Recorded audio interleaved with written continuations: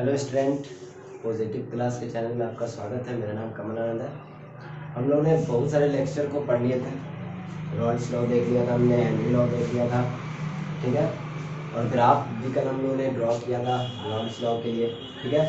और बहुत सारी चीज़ जो है आपके बुक में भी मिलेंगे। और बुक्स जैसे जैसे आप पढ़िएगा, हमारे लेक्चर को देखिएगा, आपको टॉपिक बाय टॉपिक सब समझ में आने रहेगा, ठीक है। तो मेरे लेक्चर को देखने के बाद तो सब बुक्स को खोलिए और पढ़िए, ठीक है। और समझिए, आज जो हम लोग पढ़ने वाले हैं वो लॉरेंट्ज़ लॉ का सेकंड केस है, मतलब सेकंड केस है। केस नंबर सेकंड है ये। इसमें नॉन वोलेटाइल सॉल्यूट और वोलेटाइल सॉल्वेंट रहेगा, ठीक है। नॉन वोलेटाइल सॉल्यूट और वोलेटाइल सॉल्वेंट रहेगा। ये क्या करता है, देखिए समझिए। ठीक है, अगर आप कंटेनर लेते हो, आप एक कंटेनर लेते हो, क्लोज कंटेनर। आपने क्लोज कंटेनर लिया, क्या देखिए इस पर आपने वाटर भर दिया ना, जब मैंने वाटर फिल किया ये वाटर H2, ठीक है। इसको 1 मिनट से हम लोग जानते हैं, इसका 100 डिग्री सेल्सियस बॉइलिंग पॉइंट होता है, ठीक है। इसको 1 मिनट पे रखें हम लोग। इसको जैसे ही हमने 1 मिनट पे रखा, ये वेपर प्रोड्यूस करने रहेगा, ये वेपर प्रोड्यूस करने रहेगा, ठीक है। अब एक केस क्या करते हैं कि इसमें हम लोग थोड़ा सा NaCl मिला देते हैं। NaCl नमक सॉल्यूट के रूप में इसमें मिला देते हैं, ठीक है। नमक जैसे ही मैंने मिलाया, अब देखिए पहले सॉल्वेंट कौन था, वाटर। इसमें मैंने कुछ सॉल्यूट मिलाया, सॉल्यूट जिसमें क्या हो गया कि नमक मैंने मिलाया। अब इसका वेपर क्या हो जाएगा, वेपर प्रेशर कम हो जाएगा, क्योंकि ये जो है ये नॉन वोलेटाइल है, ये अपना वेपर नहीं बनाएगा, ठीक है। और ये क्या है, वोलेटाइल है, ये अपना वेपर बनाएगा, ठीक है। तो बताइए कि शुरू के केस में जब सिर्फ पानी था तो इसका वेपर ज़्यादा था, लेकिन जैसे ही मैंने नमक मिलाया तो इसका वेपर क्या हो गया, कम हो गया। इसका मतलब है कि इसके वेपर में कमी आ गई। इसी को हम लोग कहते हैं लोअरिंग ऑफ वेपर प्रेशर, जो इस लॉ में हम लोग यूज़ करेंगे। फिर से सुनिए, आपको एक पानी मैंने एक सॉल्वेंट के रूप में लिया, इसको हीट किया, इसने वेपर को प्रोड्यूस किया, लेकिन कुछ हद तक जब मैंने सॉल्यूट नमक इसमें डाला, नमक क्या है, नॉन वोलेटाइल, ये खुद ब खुद वेपर प्रोड्यूस नहीं करेगा, ये वेपर प्रोड्यूस नहीं करता है, ये वेपर प्रोड्यूस करता है। जैसे ही मैंने नमक डाला, इसमें वेपर प्रोड्यूस होना कम हो गया, वेपर प्रेशर क्या हो गया, कम हो गया। कितना कम हो गया, यही रिलेशन जो हमारा बताएगा वो रॉल्स लॉ ने बताएगा, ठीक है। तो देखिए रॉल्स लॉ क्या करता है सेकेंड केस में। रॉल्स लॉ क्या करता है, रॉल्स लॉ कहता है कि प्रेशर ऑफ द सॉल्यूशन, यानी प्रेशर ऑफ द सॉल्यूशन, जो सॉल्यूशन है, pressure of the solution is the product of, pressure of the solution is the product of mole fraction of solvent and the pressure of the solvent in the purest form. ये कहता है हमारा, देखिए pressure of the solution is the product of mole fraction of the solvent and the pressure of the solution in the purest form. Pressure of the solvent in the purest form, pressure of the solution is the product of mole fraction of the solvent and the pressure of the solvent in the purest form. देखिए इसको कैसे derive करेंगे हम लोग, इसके derivation को हम लोग समझते हैं, ठीक है।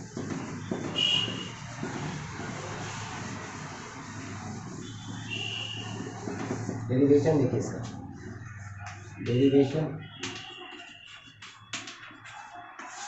देखिए। मान लीजिए कि आप जब प्रेशर ऑफ द सॉल्वेंट जो ज़्यादा था, पानी का जो प्रेशर था वो ज़्यादा था, लेकिन सॉल्यूशन का प्रेशर क्या हो गया, कम, क्योंकि उसमें जब नमक मिलाया तो उसका वेपर प्रेशर क्या हो गया, कम। तो प्रेशर ऑफ द सॉल्वेंट ये ज़्यादा है किससे, प्रेशर ऑफ सॉल्यूशन से है। तो कितना ज़्यादा है, कितना ज़्यादा है, तो लोअरिंग, लोअरिंग कितना, इसमें जो प्रेशर घट गया सॉल्वेंट, जब सॉल्यूशन का जो हमने क्या डाला, सॉल्यूट डाला, जो नॉन वोलेटाइल सॉल्यूट डाला, तो कितना प्रेशर घट गया, ये lowering of vapour pressure, vapour pressure देखिए कितना घटा होगा, तो पी नॉट तो बड़ा है, minus P not P solution, ठीक है। इतना ही ना घटा होगा, क्योंकि किसका ज़्यादा था, सॉल्वेंट का ज़्यादा था प्रेशर, और किसका कम हो गया, सॉल्यूशन का। तो सॉल्वेंट में से सॉल्यूशन को माइनस कीजिएगा तो आपको क्या निकलेगा, कितना लोअरिंग ऑफ वेपर प्रेशर हुआ, ठीक है। अब देखिए तो loading of vapour pressure P not P solution, Rawls law के अनुसार क्या होता है कि P solution is the vapour pressure of the solution in the purest form. Okay, देखिए लोडिंग ऑफ वेपर प्रेशर जो था वो क्या था, P not minus P solution का था अकॉर्डिंग टू रॉल्स के अकॉर्डिंग। जो अभी हम लोग देखे थे डेफिनेशन, तो क्या होता था कि पी सॉल्यूशन जो होता था वो मोल fraction of solvent and vapour pressure in the purest form के बराबर होता था। आप इसको यहाँ पे पुट कीजिए, तो लोडिंग ऑफ वेपर प्रेशर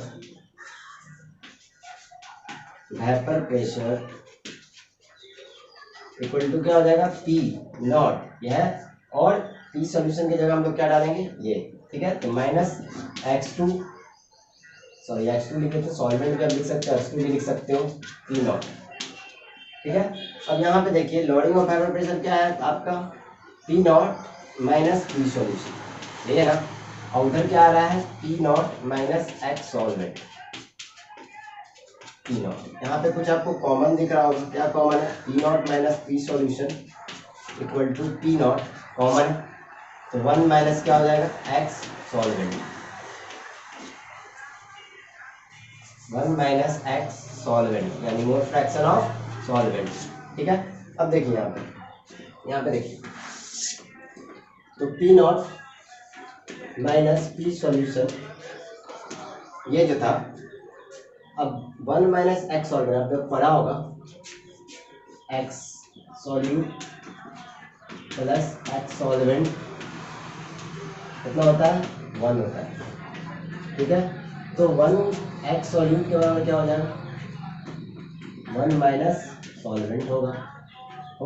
तो आप इसको देखिए और इसको देखिए, इसके जगह पे आप क्या लिखिएगा, एक्स सॉल्यूट, तो P not plus x solute, इसको आप इक्वेशन 1 मानिए, इक्वेशन 1, ठीक है। अब देखिए P not minus P solution, अब ये पी नॉट को नीचे ला सकते हैं हम लोग, पी नॉट इक्वल टू क्या हो जाएगा, एक्स सॉल्यूट, सॉरी ये एक्स सॉल्यूट लिखने के चक्कर में होगा, एक्स सॉल्यूट, ठीक है, हो जाएगा। अब ये एक्स सॉल्यूट के बराबर आएगा, इसने किया मैंने P not minus P solution है, या पी नॉट को नीचे लिया तो क्या हो गया, एक्स सॉल्यूट, ये हमारा एक फॉर्मूला निकला, ठीक है। अब इसको कॉपी कीजिए, आगे बढ़ेंगे।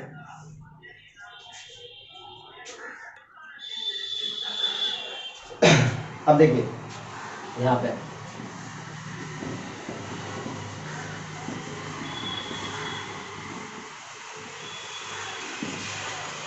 हमने इक्वेशन लाया, P not minus P solution equal to P naught X solute लाया था मैंने, और एक सॉल्यूशन और था कि पी सॉल्यूशन इक्वल टू था एक्स सॉल्वेंट पी नॉट था। इसको इक्वेशन 1 मानिए, इसको 2 माने, ठीक है। डिवाइड कीजिए इक्वेशन को, डिवाइडिंग इक्वेशन 1 एंड 2, 1 और 2 को डिवाइड कीजिए तो क्या हो जाएगा, P not minus P solution divided by P solution equal to P naught X solute का बटा पी नॉट, ये पी नॉट और एक्स सॉल्वेंट का होगा। उसने ये सॉल्यूशन ये हमने डिराइव किया था कुछ देर पहले, हुआ देखिए, और ये रॉल्स लॉ बताता है, इन दोनों को मैंने डिवाइड किया, तो P not minus P solution बटा क्या, P solution, P naught X solute का, पी नॉट एक्स सॉल्वेंट का, यहाँ पे पी नॉट मेरा कट गया, अब क्या आया मेरा, P not minus P solution बटा P solution equal to moles of solute, mole fraction of solute बटा मोल्स फ्रैक्शन ऑफ क्या, सॉल्वेंट, ठीक है। अब देखिए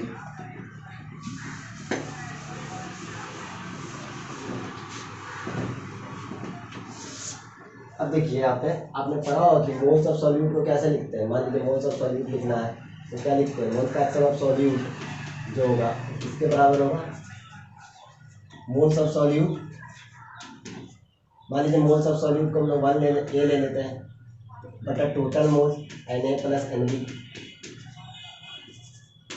होगा ना, Na प्लस Nb होगा। ठीक है, अब देखिए ना, तो हम इसको इस फॉर्मूला में बैठाते हैं। ठीक है, तो P not minus P solution बटा P सॉल्यूशन इक्वल टू क्या होगा, मोल्स ऑफ सॉल्यूट को लिख दीजिए Na सॉल्यूट का मोल्स बटा total moles, mole fraction of solute हो गया, मोल फ्रैक्शन ऑफ सॉल्वेंट के लिए सॉल्वेंट का मोल्स बटा क्या टोटल मोल्स। ये कट गया, ये कट गया, क्या है हमारा P not minus P solution बटा P solution equal to moles of solute बटा मोल्स ऑफ सॉल्वेंट। ये मेरा फाइनल फार्मूला आया और इस फार्मूला का यूज करके हम लोग न्यूमेरिकल्स बना सकते हैं। ठीक है, तो कुछ नहीं किया हमने। ठीक है, रॉल्स लॉ का सेकंड केस जो नॉन वोलेटाइल सॉल्यूट के लिए क्या कहता है कि नॉन वोलेटाइल सॉल्यूट के लिए कहता है कि pressure of the solution is the product of mole fraction of the solvent and the pressure of solvent in the purest form. ठीक है, इस फॉर्मूला को लाने के लिए हमको डिराइव करना पड़ा, जिससे लोडिंग ऑफ वेपर प्रेशर होगा। जैसे लोडिंग ऑफ वेपर प्रेशर क्या होता है कि सॉल्वेंट का जो प्रेशर होगा वो माइनस हुआ किससे, सॉल्यूशन के प्रेशर से, उसी को हम लोग क्या कहेंगे लोडिंग ऑफ वेपर प्रेशर। तो आप ये फॉर्मूला तक समझिए, डिराइव करना है इसको। ठीक है, और इस पर कुछ न्यूमेरिकल्स हम लोग अभी बनाते हैं। ठीक है,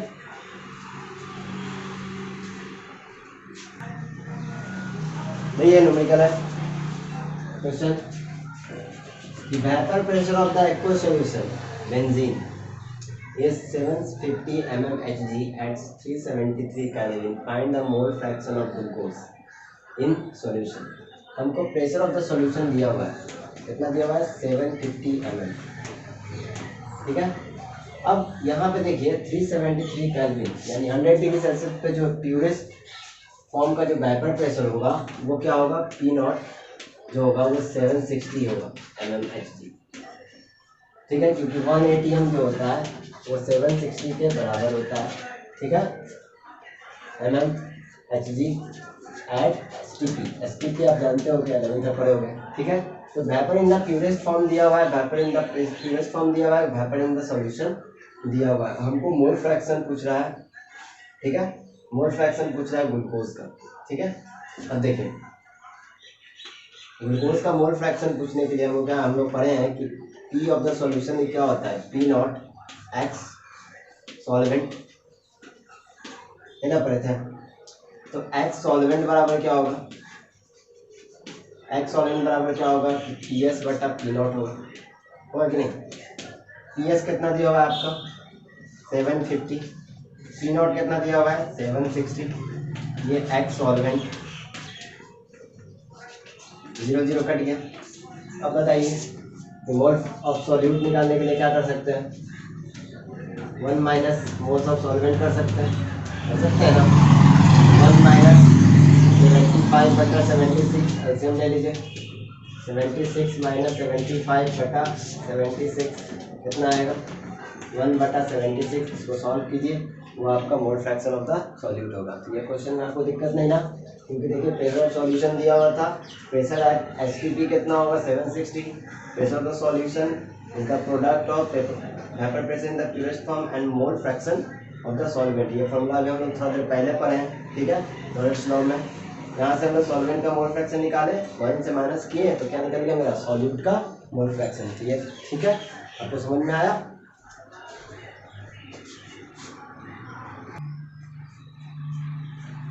फिर एक क्वेश्चन और है कि how much urea can B, urea का फॉर्मूला क्या होता है NH2CO NH2। याद रखिएगा NH2CO NH2, यूरिया का फॉर्मूला NH2CO NH2। ठीक है, अब देखिए यहाँ पे how much urea can be dissolve in 100 gram of water in order to reduce its vapour pressure 25%, calculate the molality. यानी बोल रहा है कि वेपर प्रेशर 25% घटा देना उसको। तो प्रेशर ऑफ द सॉल्यूशन जो होगा वो 75 बटा 100 प्रेशर ऑफ किसका होगा, वेपर प्योरेस्ट फॉर्म का होगा, क्योंकि 25% को घटाना बचा कितना 75%। ठीक है, तो प्रेशर ऑफ द सॉल्यूशन जो होगा वो 0.75 पी नॉट बोल सकते हैं ना, क्योंकि 100 से डिवाइड किया तो कितना आ गया 0.75। ठीक है, तो आप जो पहले पढ़े थे फॉर्मूला कि P not minus P solution equal to क्या होता है, पी सॉल्यूशन बटा मोल्स ऑफ सॉल्यूट, ये तो इसको डिराइव हम लोग मोल्स ऑफ सॉल्वेंट। ठीक है, moles of solute and moles of solvent. देखिए यहाँ पे प्रेशर सॉल्यूशन को यहाँ बैठा दीजिए, तो P not minus pressure solution को यहाँ हमने बैठाए तो कितना आ गया 0.75 पी नॉट बटा 0.75 पी नॉट। ठीक है, बैठा दिए मोल्स ऑफ सॉल्यूट बटा मोल्स ऑफ सॉल्वेंट। यहाँ तक ठीक है। अब देखिए यहाँ पे क्या कॉमन दिख रहा है आपको, पी नॉट कॉमन दिख रहा है, पी नॉट कॉमन दिख रहा है, तो पी नॉट को कॉमन कीजिए 1 माइनस 0.75 बटा 0.75 पी नॉट। यहाँ से पी नॉट कटा, इधर क्या है मोल्स ऑफ सॉल्यूट बटा मोल्स ऑफ सॉल्वेंट। हमको मोलरिटी निकालना है तो हमको सब ये निकालना पड़ेगा, गिवन वेट निकालना पड़ेगा। ठीक है, अब देखिए 1 में से 0.7 तो कितना आया 0.25 बटा 0.75। ठीक है, मोल्स क्या होता है सॉल्यूट कौन है यहाँ पे यूरिया का गिवन वेट हमको नहीं दिया हुआ है W, मोलिकुलर वेट यूरिया का कितना होगा NH2 CONH2 का जब आप मोलिकुलर वेट निकालिएगा तो ये आएगा आपका 60। ठीक है, ये 60। मोल्स ऑफ सॉल्वेंट कौन है वाटर इज सॉल्वेंट, वाटर का गिवन वेट दिया हमको 100 बटा मोलिकुलर वेट कितना है वाटर का निकालेगा मोलिकुलर वेट तो आएगा 18। ठीक है, अब इसको देखिए 0.25 बटा 0.75 इक्वल टू, तो आप कर सकते हो W/60 डिवाइडेड बाई 100/18। ठीक है, इसको लिख सकते हैं 0.25 बटा 0.75 इक्वल टू W/60 इंटू 80/100। ऐसे काटिए। ठीक है, कितने बार में काटिएगा 3 बार में, ये 10, यहाँ से 25 से हम 25 3 75, यहाँ से 3 आया, कितना हो गया यहाँ से 1/3 इक्वल टू 3W बटा 1000। ठीक है, तो यहाँ पे देखिए 9W इक्वल टू क्या है, W मतलब given weight, 9W equal to कितना है 1000, तो W इक्वल टू क्या आएगा 1000/9 यानी कि 111.1। ठीक है, हमको गिवन वेट मिल गया किसका सॉल्यूट का, गिवन वेट हमको मिल गया सॉल्यूट का। अब मोलरिटी का फॉर्मूला आप जानते हो, इसको देख लीजिए, स्क्रीनशॉट ले लीजिए इसको। ठीक है, अब मोलरिटी का फॉर्मूला जानते हो आप लोग, क्या होता है मोलरिटी का फॉर्मूला, मोलरिटी का फॉर्मूला होता है number of moles of solute dissolved in 1000 gram of solvent, ये ना होता है। ठीक है, तो मोलरिटी हमको निकालना है, सॉल्यूट कौन है यूरिया का गिवन वेट कितना दिया हुआ है हम लोग निकाले 111, तो फॉर्मूला कौन सा आ सकते हैं, मोलिकुलर वेट हो गया मोल्स ऑफ सॉल्यूट यूरिया के लिए इंटू 1000 बटा सॉल्वेंट कौन है वाटर यानी वेट ऑफ सॉल्वेंट, यानी वाटर का कितना वेट दिया हुआ है 100। ठीक है, कितना आया था हमारा गिवन वेट 111.1, मोलिकुलर वेट कितना होता है यूरिया का 60 इंटू 1000 बटा 10। ठीक है, इसको आप सॉल्व कीजिए तो आपका मोलरिटी निकल के आ जाएगा, ऐसे इसका आंसर होगा 18.51।